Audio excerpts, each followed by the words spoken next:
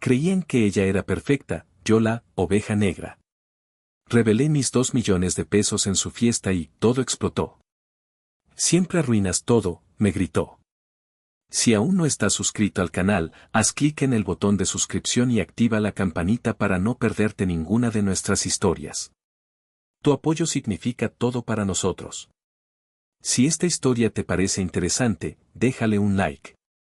También me encantaría saber de qué ciudad eres, déjanos el nombre de tu ciudad en los comentarios. Ahora, empecemos con la historia. ¿Qué onda, raza?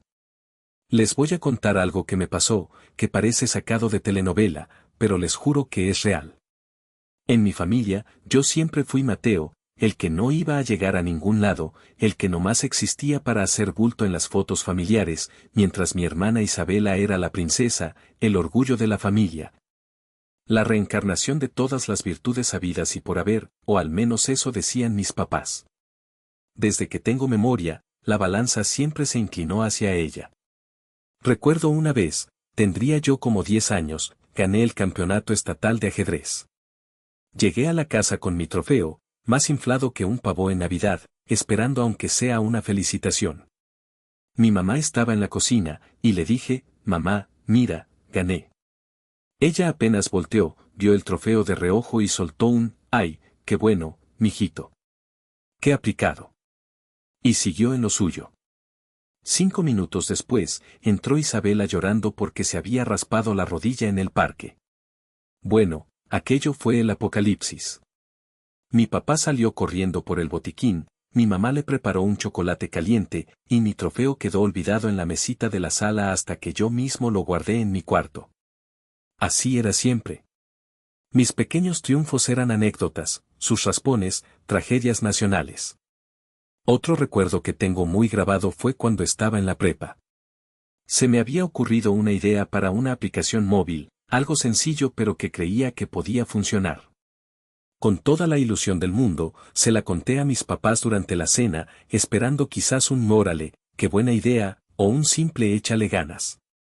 Mi papá masticó lentamente su bocado, me miró por encima de sus lentes y dijo, mijito, esas son fantasías.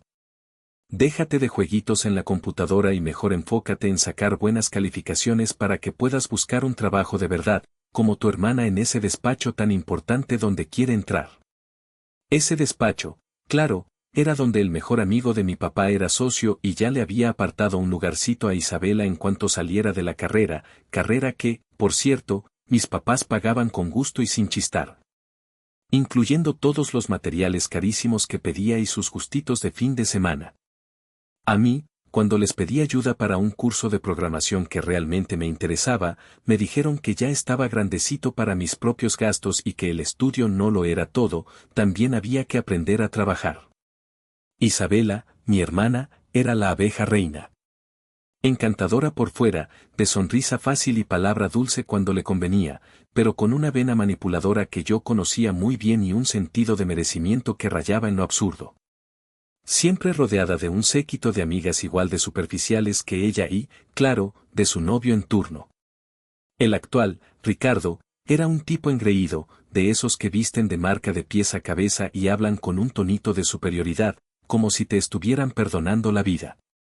Yo siempre sentí que Ricardo veía en Isabela y en mi familia una especie de escalón social y económico. La adulaba constantemente, pero a solas, yo había escuchado cómo la presionaba sutilmente para mantener un estilo de vida que, sospechaba, estaba bastante por encima de las posibilidades reales de mi hermana si no fuera por el eterno respaldo de mis padres. Harto de ser la sombra, de que mis ideas fueran jueguitos y mis necesidades gastos innecesarios, canalicé toda esa frustración en un proyecto personal. Empecé a desarrollar una plataforma de comercio electrónico para artesanos locales, algo que combinaba mi gusto por la tecnología y mi respeto por el trabajo manual. Lo hice casi en la clandestinidad de mi habitación, noche tras noche, con el apoyo moral y, muchas veces, técnico, de mi mejor amigo, Carlos. Él sí creyó en mí desde el principio. Carlos es un genio de la programación, un tipo leal, de esos que valen oro, y que también había tenido que abrirse camino a trancazos. Si no hubiera sido por Carlos, pensaba a menudo, que me aguantó horas de frustración, me explicó conceptos que no entendía y me ayudó a codificar las primeras versiones de la plataforma cuando yo apenas era un novato. Seguro habría tirado la toalla hace mucho. Poco a poco, con un esfuerzo brutal y reinvirtiendo cada centavo, la plataforma empezó a crecer. Primero localmente, luego a nivel nacional. Los artesanos estaban contentos, los clientes también, y yo, por primera vez en mi vida, sentía que estaba construyendo algo valioso. El dinero empezó a llegar, más de lo que jamás había imaginado. Pero lo mantuve en el más absoluto secreto. No por malicia, sino por una especie de autoprotección. Sabía que en el momento en que esa información saliera a la luz, especialmente en mi familia, todo cambiaría, y no necesariamente para bien. Era mi logro, mi ancla, y no quería que se convirtiera en un circo. Y entonces, como cada año, se anunció el magno evento, el cumpleaños de Isabela. Mi mamá ya andaba como gallina con pollitos, organizando, llamando, planeando. Las expectativas, como siempre, por las nubes. Isabela, por supuesto, ya tenía su lista de deseos y demandas, cada una más extravagante que la anterior. Y la presión sobre mí no tardó en llegar. Mateo, mijito, a ver si este año sí te luces con el regalo de tu hermana, ¿eh? No vayas a salir con una de tus cositas raras. Y compórtate, no le vayas a arruinar su día. Y yo nomás pensaba, con una sonrisa amarga que nadie veía, ¿ahora sí esperan algo de mí? Qué curioso. Si supieran. Pero esta vez, algo dentro de mí, un hartazgo acumulado durante años, me decía que quizás ya era hora de que supieran. Quizás. Los días previos a la fiesta de Isabela fueron la crónica de una tensión anunciada. La primera bomba pequeña cayó cuando mi mamá me abordó con esa sonrisa que usaba cuando quería algo grande. Mateo, tu hermana quiere contratar a ese grupo musical que está de moda para su fiesta. Ya sabes cómo es ella de especial. Cuesta una lanísima, mijito. Estábamos pensando que, entre todos, podríamos cooperar. A ver, ¿con cuánto te vas a mochar tú? Tragué saliva. Sabía que cualquier cantidad que dijera, si no era estratosférica para lo que ellos creían que yo ganaba, sería motivo de crítica. Mamá, le dije con la mayor calma que pude, sabes que mis finanzas andan un poco justas últimamente. No creo poder aportar mucho esta vez. La sonrisa de mi madre se esfumó como por arte de magia. Justas. Siempre andas con tus cosas, justas, cuando se trata de tu hermana. Para tus aparatitos y tus salidas con ese amigo tuyo, Carlos, bien que tienes. Deberías ser más considerado, es tu única hermana. Casi me excomulga con la mirada. Me di la vuelta sintiendo esa vieja quemazón de injusticia en el pecho. El siguiente episodio fue durante una cena familiar unos días antes, a la que asistió Ricardo, el novio de Isabela. Estaban hablando de sus planes de vacaciones, de un crucero por el Caribe que Ricardo quería tomar. Isabela, con esa dulzura empalagosa que usaba para conseguir lo que quería, le decía a mi papá que sería un sueño. Luego, como quien no quiere la cosa, Ricardo volteó a verme y con su sonrisita de coyote, comentó, qué bueno que algunos tenemos trabajos estables y podemos darnos estos lujos, ¿verdad, mi amor? No como otros que todavía andan, experimentando, a ver qué pescan. Isabela se rió con ganas, como si hubiera escuchado el chiste más ingenioso del mundo. Sentí la sangre subirme a la cabeza, pero me contuve. Solo sonreí y dije, pues sí, Ricardo, cada quien sus luchas y sus tiempos. Pero por dentro, la olla de presión sumaba otro hervor. Afortunadamente, tenía a Carlos. Esa noche le llamé para desahogarme. Él me escuchó pacientemente, como siempre. Carnal, me dijo con su habitual sensatez, tú sabes lo que vales y lo que has logrado. No dejes que te sigan pisoteando. Si crees que ya es el momento de que sepan tu verdad, de que vean quién eres realmente, hazlo. Pero hazlo por ti, por tu paz mental, no para demostrarles nada a ellos, porque igual ni así entienden. Sus palabras siempre lograban centrarme. Tenía razón. Si decidía hablar, sería por mí. Un par de días antes de la fiesta, recibí una visita inesperada, mi tía Sofía. Ella es hermana de mi padre, la única en toda la familia que siempre me pareció tener los pies bien puestos en la tierra y una mirada crítica ante las dinámicas familiares. Nunca intervenía directamente en los pleitos, quizás para no echarle más leña al fuego, pero yo siempre sentí su apoyo silencioso. Llegó con pretexto de traerme un pan de elote que sabía que me gustaba. Nos sentamos en la pequeña sala de mi departamento. ¿Cómo estás, mijo?, me preguntó, mirándome fijamente. Aguantando, tía, como siempre, respondí con una media sonrisa. Ella suspiró. Sé que es difícil, Mateo. Tu mamá e Isabela viven en su propio mundo, uno donde ellas son el centro y los demás giramos alrededor. Pero tú has demostrado ser mucho más fuerte y más inteligente de lo que ellas creen. No dejes que te apaguen la luz.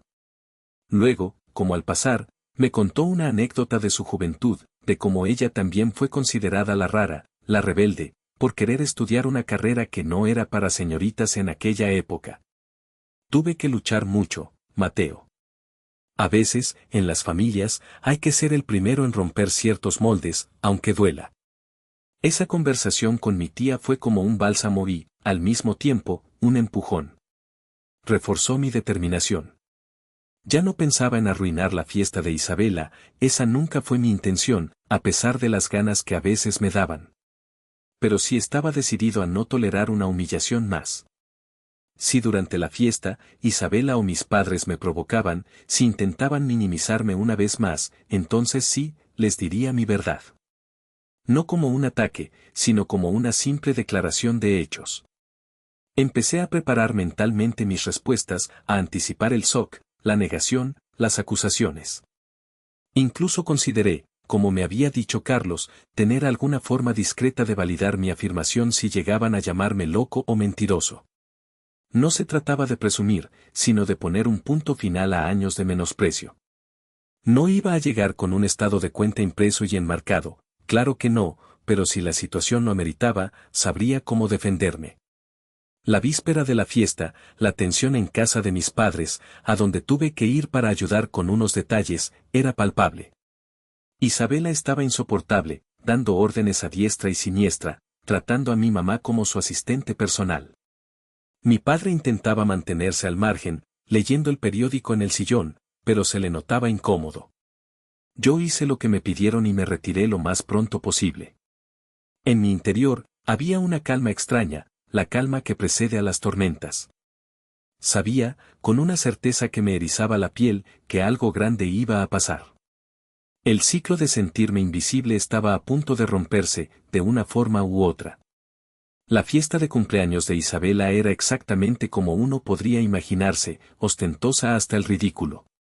El jardín de la casa de mis padres había sido transformado con luces, flores importadas y mesas con arreglos que probablemente costaban más que mi renta mensual de aquel entonces.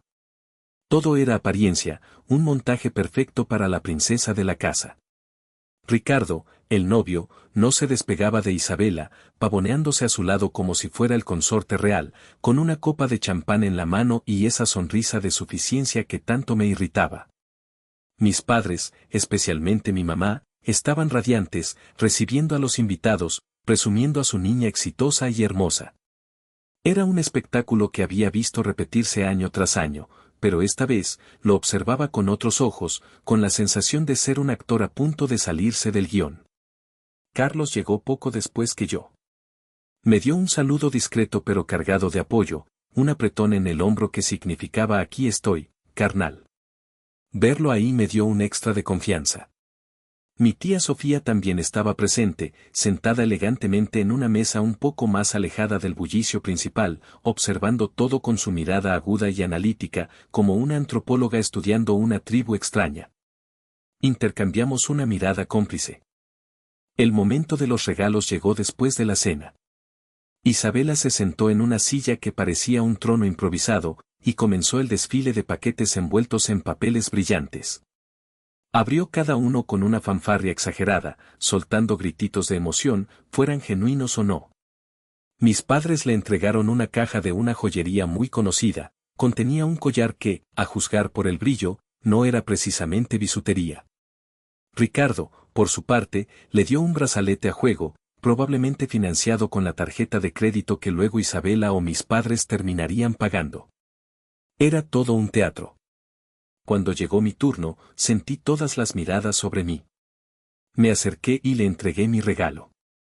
Había decidido darle algo que sabía que genuinamente le gustaba, aunque no fuera espectacular, una primera edición firmada de su autora de novelas románticas favorita, que había conseguido con bastante esfuerzo a través de un coleccionista. Era un detalle pensado, personal. Ella lo tomó, lo desenvolvió con menos entusiasmo que los anteriores, y al ver el libro, su sonrisa se tensó visiblemente. «Ay, Mateo», dijo con un tonito que destilaba condescendencia, arrastrando las palabras. «¡Qué detallista! Siempre tan modesto tú. Muy intelectual». Hizo una pausa cargada de intención. «Bueno, supongo que es lo que se puede esperar, ¿verdad? No todos podemos darnos ciertos lujos». Algunos de sus amigos soltaron risitas contenidas. Ricardo sonrió abiertamente, disfrutando mi supuesta humillación. Sentí como la sangre me hervía. Años de situaciones similares pasaron por mi mente como un relámpago. Mi madre, siempre lista para echarle más sal a la herida, intervino con su voz melosa: «Bueno, Isabela, tu hermano hace lo que puede con lo que tiene.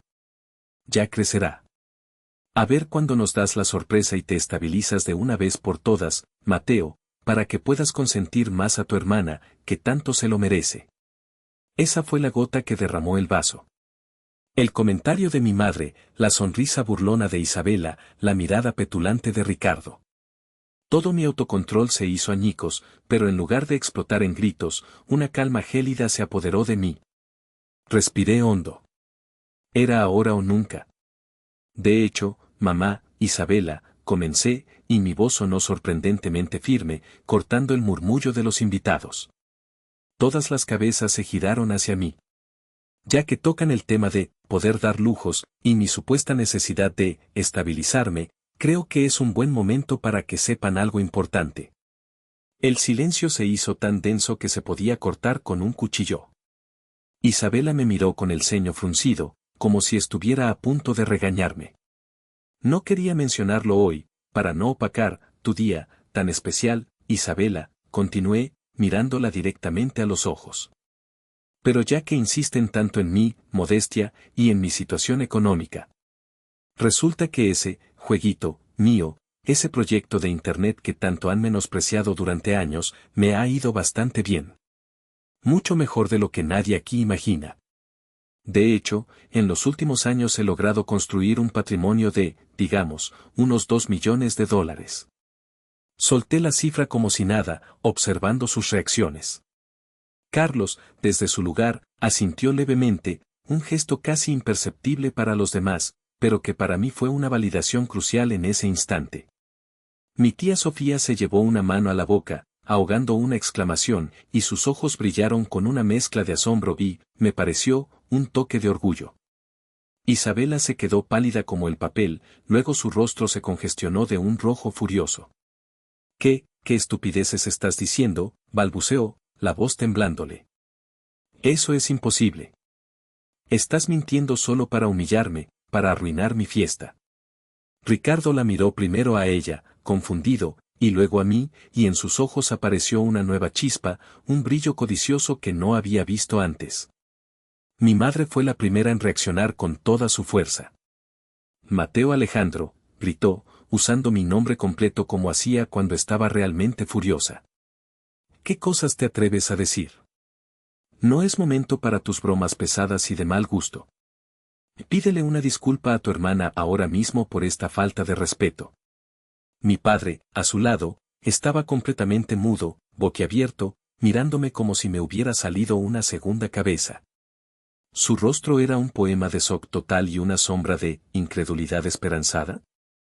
Era difícil de decir. Pero el caos, amigos, apenas comenzaba. «No es ninguna broma, mamá», respondí, manteniendo la voz firme aunque por dentro sentía un temblor. «Y no, Isabela, no estoy mintiendo. Carlos lo sabe, él ha estado cerca de mi proyecto desde el inicio y conoce los números. Mi amigo asintió de nuevo, esta vez de forma más visible, sosteniendo la mirada de quien quisiera dudar. La cara de Isabela se descompuso por completo. La incredulidad dio paso a una furia descontrolada. No te creo nada, gritó, y su voz se volvió estridente, atrayendo la atención de los pocos invitados que aún intentaban disimular. Es imposible. Tú no eres nadie. Tú no tienes nada. Yo soy la que ha trabajado duro toda mi vida, la que tiene éxito, la que merece las cosas buenas. Las lágrimas comenzaron a brotar de sus ojos, pero no eran lágrimas de tristeza, sino de rabia pura y de una profunda, casi palpable, envidia. Y entonces, comenzó el verdadero derrumbe. No fue solo un berrinche de niña mimada, fue la explosión de una burbuja que llevaba años inflándose. Siempre has querido ser mejor que yo, me espetó, señalándome con un dedo tembloroso. Siempre me has tenido una envidia horrible. Y ahora vienes aquí, a mi fiesta, a inventar estas locuras para opacarme, para destruirme. Pero entre sollozos y acusaciones, la verdad, su verdad, comenzó a filtrarse, como agua escapando de una presa rota. Fue una confesión involuntaria, escupida en medio de la histeria. No es justo, gimió, y su voz se quebró patéticamente. Yo estoy hasta el cuello de deudas por mantener las apariencias que ustedes, papás, siempre quisieron que diera. Por ser la hija perfecta que esperaban. Ricardo y yo contábamos con la ayuda de papá para el enganche del departamento nuevo. Y mi trabajo increíble, en ese despacho apenas me da para pagar los mínimos de las tarjetas de crédito que usé para organizar esta maldita fiesta. Su brazo barrió el aire, señalando la decoración, el pastel, todo el montaje que ahora parecía tan ridículo y vacío. El silencio que siguió a sus palabras fue aún más pesado que el anterior. La revelación de Isabela dejó a todos helados. Su éxito, su vida perfecta, no eran más que una fachada construida sobre deudas y expectativas ajenas. La princesa de hielo se estaba derritiendo en público, y no era una escena bonita.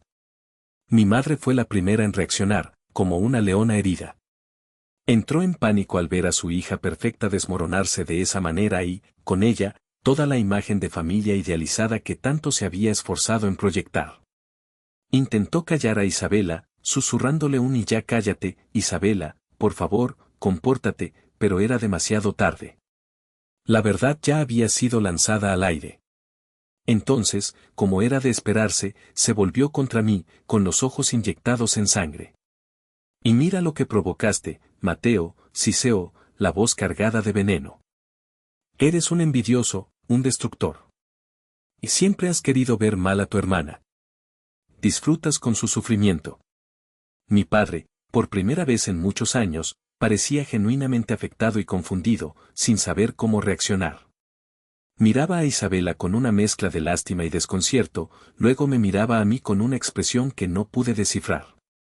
Intentó decir algo, un balbuceo ininteligible, pero mi madre lo interrumpió con un gesto autoritario.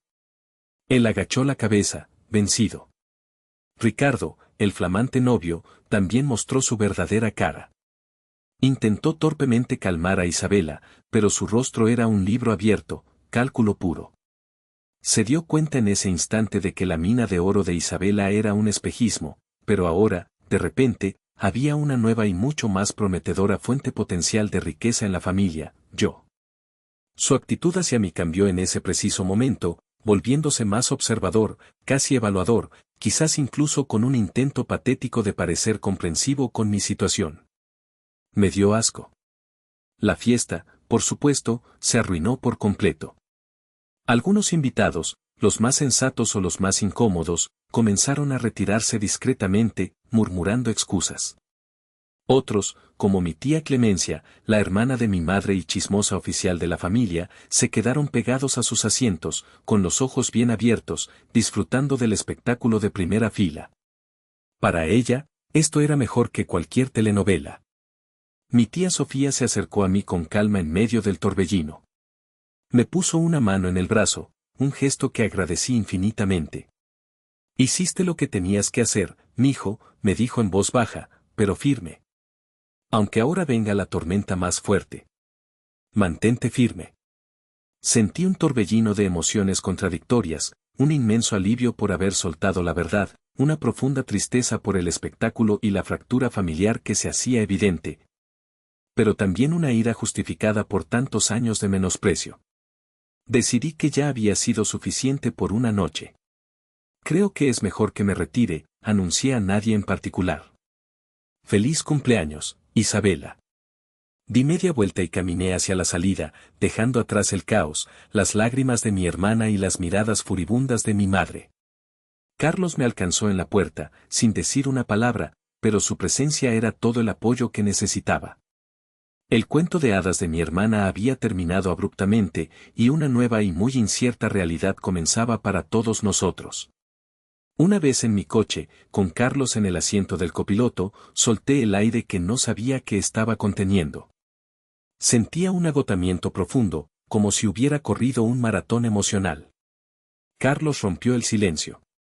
Bueno, carnal, eso fue intenso. Sabías que iba a ser un desmadre, pero a veces hay que sacudir el árbol para que caiga la fruta podrida, ¿no crees? Asentí, sin muchas palabras. Nos detuvimos en un bar tranquilo, de esos de luz tenue y pocas mesas, y pedimos un par de tequilas. Necesitaba procesar todo. Le conté a Carlos los detalles de las provocaciones, la sensación de hartazgo. Él me escuchó, como siempre, ofreciendo esa perspectiva pragmática y leal que tanto valoraba. Hiciste bien, Mateo. Fue valiente. Doloroso, sí, pero necesario. Ahora viene lo más difícil, mantenerte firme. Mientras hablábamos, mi teléfono, que había puesto en silencio, comenzó a vibrar insistentemente sobre la mesa. Eran mensajes y llamadas perdidas. La mayoría de mi madre, seguro llenos de reproches. Pero también vi, con sorpresa, un par de mensajes de texto de Isabela. Eran confusos, llenos de emojis llorando, frases entrecortadas que hablaban de traición y humillación, pero sobre todo, de una autocompasión desbordante. Ni una pizca de arrepentimiento por su actitud, solo lamentos por cómo le había arruinado la vida. Decidí ignorarlos por el momento.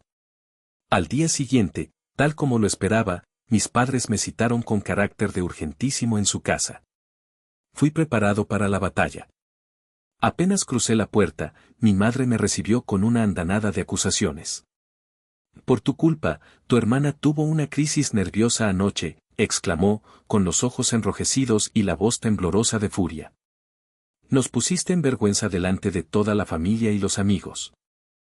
Tienes que disculparte con ella inmediatamente y arreglar las cosas. Ese arreglar las cosas, lo sabía bien, era un eufemismo para darle dinero a Isabela.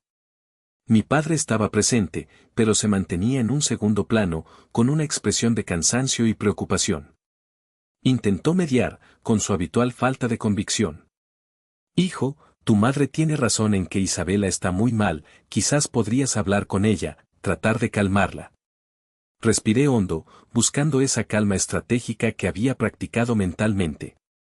Entiendo que estén preocupados por Isabela, dije, dirigiéndome a ambos. Yo también lo estoy, a mi manera. Pero sus problemas financieros, su crisis, son el resultado de sus propias decisiones y, en gran parte, de la presión que ustedes mismos han fomentado durante años para que viva una vida de apariencias que evidentemente no puede pagar. Miré a mi madre. Yo no voy a ser su solución mágica ni su cajero automático. Le ofrezco mi apoyo emocional si realmente quiere cambiar y enfrentar sus problemas de raíz, pero mi dinero no está disponible para tapar sus errores ni para financiar sus caprichos. Para reforzar mi punto, les recordé un par de ejemplos específicos del pasado, cuando yo había necesitado apoyo moral o incluso una pequeña ayuda económica para mis estudios o mis primeros emprendimientos. Y se me había negado rotundamente, con argumentos como ya estás grande o eso no es una inversión segura. No lo dije con rencor, sino para ilustrar el patrón de desigualdad que siempre había existido. Mi madre me miró como si le hubiera hablado en arameo. La idea de que Isabela fuera responsable de sus propios actos era, al parecer, inconcebible para ella. Isabela, por su parte, cambió de táctica. Al ver que la confrontación directa de mi madre no surtía efecto inmediato, comenzó a enviarme mensajes lastimeros, llenos de victimismo. Por tu culpa, mi vida es un completo desastre ahora, escribió. Ricardo está muy raro conmigo desde anoche, creo que me va a dejar. Todo es tu culpa. Si me quisieras un poquito, si fueras un buen hermano, me ayudarías a salir de este hoyo. Le respondí de la forma más cortés pero firme que pude: Isabela, lamento sinceramente que te sientas así. Entiendo que estés pasando por un momento difícil. Te sugiero que busques ayuda profesional para manejar tus finanzas y tus emociones. Yo no puedo resolver tus problemas por ti, pero te deseo lo mejor en ese proceso. Luego vino la oleada de los monos voladores, como los llama Carlos. Mi tía Clemencia fue la primera. Me llamó con el pretexto de saber cómo estaba, pero rápidamente desvió la conversación hacia la pobre de tu hermanita. Me dio un sermón de media hora sobre la importancia de la familia, sobre cómo la sangre llama y que el dinero, si Dios te lo da, es para compartirse, mijo, especialmente con los tuyos. Otros tíos y primos lejanos me contactaron con mensajes similares. Aprendí rápidamente a ponerles límites también. Tía Clemencia, le dije con toda la amabilidad que pude reunir, agradezco mucho tu preocupación y tus buenos deseos. Pero estos son asuntos que debemos resolver mi hermana, mis padres y yo, en privado. No necesito más opiniones ni consejos no solicitados en este momento. Colgó ofendida, pero yo sentí una pequeña victoria. Incluso Ricardo, el novio oportunista, intentó su jugada. Me llamó unos días después, con una voz sospechosamente amigable, para invitarme a tomar un café y hablar con calma. Su pretexto era entender mejor la situación y ver cómo podíamos ayudar a Isabela entre todos. Olí sus intenciones a kilómetros de distancia. Le dije que mi agenda estaba muy apretada, pero que le agradecía el gesto. Carlos se rió a carcajadas cuando le conté. Ese buitre no pierde el tiempo, comentó. Seguro ya está haciendo cuentas de cuánto te puede sacar. Definitivamente, la resaca del drama estaba siendo tan agotadora como la explosión misma, pero cada límite que ponía me hacía sentir un poco más fuerte. Mi madre no se rindió fácilmente. Después de la confrontación inicial, y al ver que sus exigencias directas no funcionaban, recurrió a una estrategia de desgaste. Probó con el chantaje emocional: Mateo, me vas a matar de un disgusto si sigues con esta actitud tan fría con tu hermana. Ella es tu sangre, ¿no lo entiendes? Luego vino el silencio castigador, periodos en los que me ignoraba por completo si coincidíamos en algún sitio o si yo intentaba alguna comunicación neutral. También recurrió a las odiosas comparaciones, resaltando cualquier pequeño logro o buen gesto de Isabela, que ahora eran escasos y forzados, en contraste con mi supuesta dureza de corazón. Incluso intentó poner a mi padre en mi contra, aunque con poco éxito. Mi padre, aunque seguía siendo pasivo en las discusiones abiertas, parecía estar en un estado más reflexivo y menos dispuesto a secundar los ataques de mi madre sin más. Yo, por mi parte, me mantuve firme en mi postura. Limité las interacciones con mi madre a lo estrictamente necesario y aprendí a no engancharme en sus provocaciones. Si una conversación telefónica se volvía tóxica o repetitiva, encontraba una excusa educada para terminarla. Mamá, tengo que colgar, tengo una reunión. Hablamos luego. Y colgaba antes de que pudiera replicar. Fue difícil, porque en el fondo, seguía siendo mi madre, pero entendí que mi paz mental era prioritaria. Isabela también hizo algunos intentos fallidos por su cuenta. Al ver que su victimismo no calaba conmigo, y que Ricardo efectivamente se había distanciado considerablemente, según los reportes de mi tía Sofía, él ya andaba sondeando otras posibilidades. Intentó una táctica diferente. Trató de acercarse a Carlos, mi amigo, para que intercediera por ella ante mí, pintándole un cuadro lastimero de su situación. Carlos, con la lealtad que lo caracteriza, me lo contó de inmediato y cortó por lo sano cualquier intento de manipulación por parte de ella. Luego, Isabela recurrió a esparcir rumores más elaborados entre el círculo familiar más amplio. Empezaron a llegarme ecos de que mi dinero seguro era mal habido, que me había vuelto un arrogante insoportable o que había planeado todo para humillarla públicamente por pura envidia. Carlos y yo nos encargamos de desmentir con hechos cualquier insinuación sobre la legalidad de mis negocios, dirigiéndonos a las personas clave de la familia que sabíamos que podían detener la propagación de esos chismes. En medio de toda esta tensión, mi padre comenzó a tener acercamientos tentativos y secretos conmigo. Un par de veces me llamó con pretextos vagos para encontrarnos a tomar un café fuera de la casa. En esas conversaciones, me hacía preguntas sobre mi negocio, mostraba un interés torpe pero que me pareció genuino. Se le notaba la curiosidad y, me atrevería a decir, una pizca de orgullo reprimido. En una de esas ocasiones, con la voz entrecortada, me confesó: hijo, la verdad es que, tu madre y yo, bueno, creo que nos equivocamos mucho contigo. No supimos ver. Estoy orgulloso de lo que has logrado, aunque no sepa cómo decirlo y aunque tu madre, bueno, ya sabes cómo es. Esas palabras, aunque pocas y dichas casi en susurros, fueron un pequeño bálsamo para mí. Sabía que él difícilmente se enfrentaría abiertamente a mi madre para defenderme, pero ese reconocimiento privado significó algo. Mi tía Sofía se convirtió en un pilar fundamental durante esos meses. Nos veíamos con regularidad. A veces comíamos juntos, otras simplemente charlábamos durante horas. Ella me escuchaba sin juzgar, me ofrecía perspectivas sabias y me recordaba constantemente mi valor y mi derecho a poner límites. Me contó más historias de la familia, de las dinámicas disfuncionales que se habían repetido por generaciones. Tu abuela, la mamá de tu mamá, era igualita con ella, ¿sabes?, me dijo un día. Siempre comparándola, siempre exigiéndole. A veces estas cosas se repiten como una maldición hasta que alguien tiene el valor de romper el ciclo. Y me parece que ese fuiste tú, Mateo. Sus palabras me dieron una fuerza increíble. Poco a poco, comencé a reconstruir mi paz interior. Me enfoqué con más ahínco en mi trabajo, que seguía creciendo. Retomé hobbies que había abandonado, como la fotografía. Pasaba más tiempo con Carlos y otros amigos que me aportaban cosas positivas.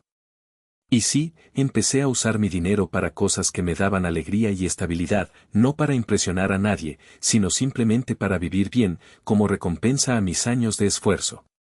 Compré un pequeño departamento en una zona tranquila, lo amueblé a mi gusto. Ayudé a Carlos a financiar una expansión de su propia consultora de software. Incluso le regalé a mi tía Sofía ese viaje a Oaxaca que siempre había querido hacer para un taller de textiles. La sensación de libertad era cada día más grande, aunque la sombra de la fractura familiar seguía ahí, recordándome el costo de esa verdad que tanto había tardado en salir. Han pasado varios meses desde la infame fiesta de cumpleaños. La vida ha encontrado una especie de nuevo normal familiar, aunque la palabra normal se sienta un poco extraña en este contexto. La relación con mis padres es distante, casi formal.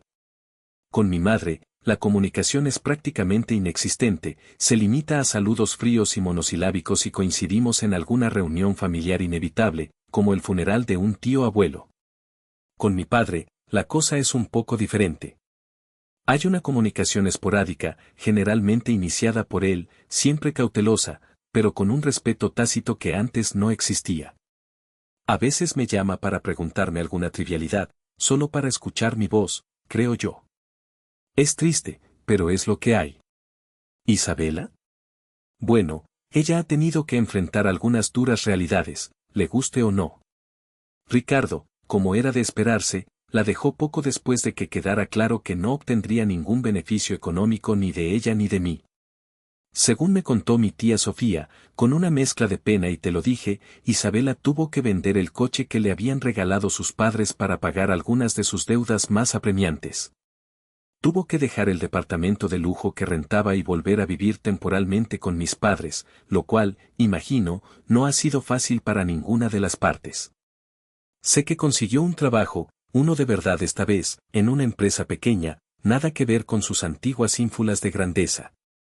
Sigue resentida conmigo, estoy seguro.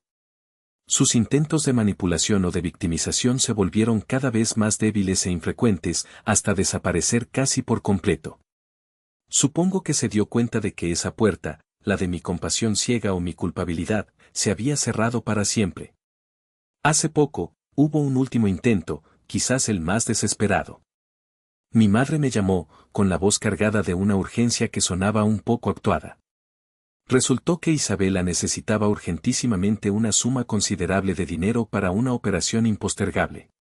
Mi instinto me dijo que algo no cuadraba. Con la ayuda discreta de Carlos, quien tiene algunos contactos, investigué un poco el asunto. La operación impostergable resultó ser una liposucción y unos arreglitos estéticos que se le habían antojado a mi hermana para recuperar su autoestima. Cuando mi madre volvió a llamarme para presionarme, le respondí con toda la calma del mundo: mamá, he estado pensando. Si Isabela necesita apoyo económico para iniciar una terapia psicológica seria, que le ayude a manejar su compulsión por gastar y a construir una autoestima saludable. Con mucho gusto la apoyo directamente con el terapeuta. Pero para cirugías estéticas que claramente no puede permitirse y que no son una necesidad médica, no cuenten conmigo. Hubo un largo silencio al otro lado de la línea. Luego, mi madre solo dijo entiendo con una voz apagada y colgó. Creo que ese día, ella finalmente entendió, o al menos aceptó, que el juego había terminado. Que yo ya no era el mismo Mateo de antes. Hoy miro hacia atrás y no siento arrepentimiento por lo que hice, por haber dicho mi verdad. Pero sí siento una comprensión agridulce de mi familia.